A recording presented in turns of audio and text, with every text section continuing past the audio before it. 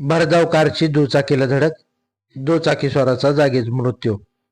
आज सायंकाळी 7च्या सुमारास सोलापूर पुणे महामार्गावरील तेलंगवाडीजवळ भरधाव कारने दुचाकीला धडक दिल्याने झालेल्या अपघातात दुचाकीस्वाराचा जागीच मृत्यू झाला आहे. मुंबईहून बेंगलोरकडे जाणाऱ्या स्कोडा कार क्रमांक KA09 MD 4898 ने रस्ता ओलांडणाऱ्या दुचाकी क्रमांक MH13Z7270 ला बाजूने जोरदार धडक दिली. त्यामुळे दुचाकीवरील अशोक किसन गोरे वय 32 वर्ष राहणार तेलंगवाडी तालुका मोहोळ जिल्हा सोलापूर यांच्या डोक्याला व पायाला जबर मार लागून जागीच मृत्यू झाला आहे.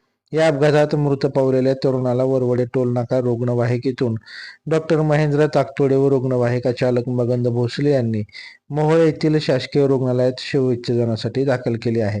या अपघाताची माहिती मिळताच ग्रस्ती पथकातील उमेश भोसले, बंडू गायकवाड, स्वप्नील शिंदे, मोडाणी महामार्ग पोलीस मदत केंद्राचे प्रभारी अधिकारी मल्लिकार्जुन सोनार त्यांचे सहकारी घटनास्थळी दाखल झाले होते.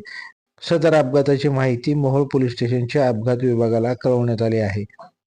लाईव्ह महाराष्ट्र झोन न्यूजच्या यूट्यूब चॅनलला सबस्क्राईब करा, तसेच आमच्या फेसबुक पेजलाही फॉलो करा.